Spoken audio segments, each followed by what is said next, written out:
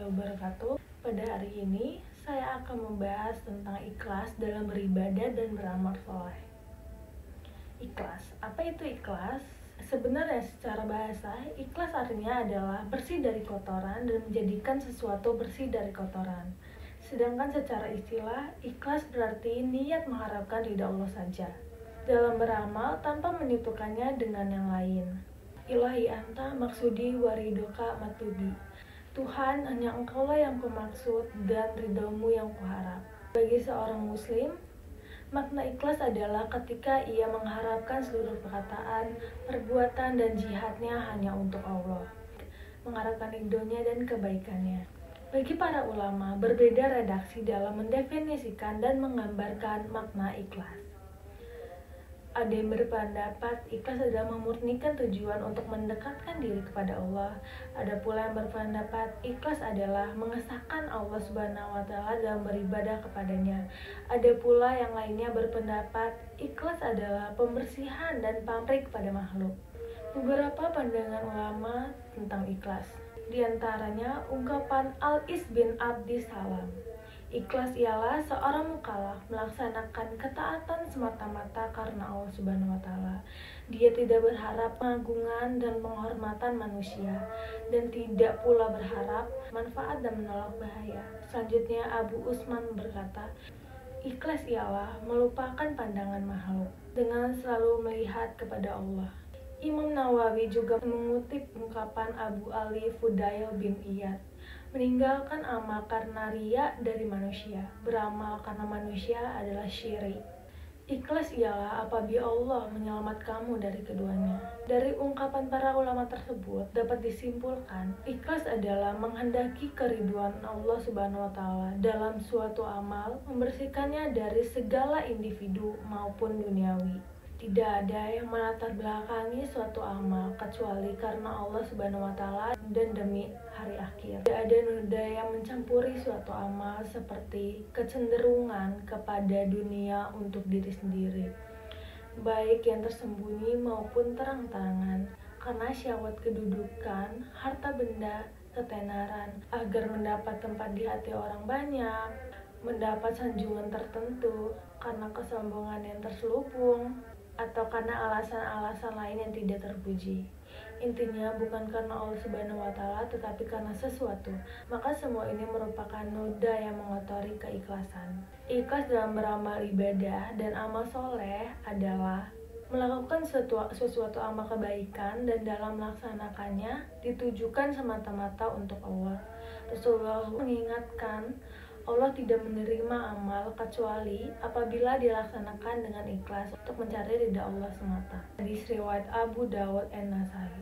Walaupun keringat dingin bertetesan, segenap tenaga habis, pikiran terkuras atau tidak ikhlas, sebesar apapun amal, sia-sia di mata Allah. Maka sangat rugi orang yang sedekah habis-habisan hanya untuk disebut dermawan. Mengapa kita harus ikhlas dalam beribadah dan beramal soleh? Ikhlas akan membuat jiwa menjadi mandiri, hati lebih tenang dan masih banyak lagi. Jika kita ikhlas, yang kita pikirkan hanyalah Allah Subhanahu wa Ta'ala. Kita terlepas dari seluruh problematika yang ada di dunia yang fana ini. Lagi pula kita hidup di dunia ini hanya untuk bertakwa kepada Allah Subhanahu wa Ta'ala. Menghadirkan ikhlas dalam beribadah bukanlah perkara yang mudah. Syekh Muhammad Saleh Al-Munajjid menjelaskan beberapa usaha untuk menghadirkan ikhlas dalam beribadah. Pertama yang harus dilakukan adalah senantiasa menghadirkan kebesaran Allah Subhanahu wa Ta'ala dalam diri, takut terhadap siksaannya dan merasa malu kepadanya. Kedua, ada selalu meminta kepada Allah Subhanahu wa Ta'ala agar diberikan keikhlasan. Karena sesungguhnya semua kebaikan seorang hamba merupakan taufik dari Allah Subhanahu wa Ta'ala. Manusia tidaklah memiliki daya dan upaya untuk beramal kecuali jika disertai dengan taufik darinya. Sebagaimana sabda Rasulullah SAW, ya Allah yang menggubah kalbu-kalbu manusia, jadikanlah kalbu kami ada dalam ketaatan kepadamu. Hadis riwayat Muslim nomor 2654. Ketiga, berjuang melawan hawa nafsu. Allah Subhanahu wa Ta'ala berfirman, "Dan orang-orang yang berjihad, berjuang untuk mencari keridhaan, kami benar-benar akan kami tunjukkan kepada mereka jalan-jalan kami." Quran Surat Al-Ankabut ayat 69. Keempat adalah muhasabah atau introspeksi diri. Allah Subhanahu wa Ta'ala berfirman, "Hai orang-orang yang beriman, bertakwalah kepada Allah, dan hendaklah setiap diri memperhatikan apa yang telah diperbuatnya untuk hari esok akhirat, dan bertakwalah kepada Allah, sesungguhnya Allah Maha mengetahui apa yang kamu kerjakan." Quran Surat Al-Hasyr ayat 18. Dalam hal mengevaluasi diri, sebaiknya selalu menanyakan dirinya sebelum, ketika, dan setelah beramal. Sebelum memulai, berhentilah sejenak. Tanyakan kepada jiwanya, apa yang kita inginkan dengan amalan ini. Jika yang diinginkan adalah keridhaan Allah atau pahala dari Allah Subhanahu wa Ta'ala, maka hendaklah meneruskan amalannya. Namun, sebaliknya, yang diinginkan hal lain dari Allah Subhanahu wa Ta'ala, maka hendaknya seseorang tidak melanjutkan amalannya sampai meluruskan niatnya. Ketika sedang beramal pun tetaplah melihat hati kita. Jangan sampai berubah niatnya. Jika kemudian muncul niat lain selain Allah Subhanahu wa Ta'ala, maka segeralah berpalinglah kepada Allah Subhanahu wa Ta'ala. Begitu juga setelah beramal, jangan sampai menceritakan amalannya berharap pujian dari mereka. Kelima, ada mengerjakan ibadah secara diam-diam. Keenam, memperbanyak ketaatan juga merupakan cara menghasilkan ikhlas. Karena syaitan akan selalu berusaha agar seorang hamba meninggalkan ketaatan atau berusaha merusak amalan yang dilakukan oleh seorang hamba.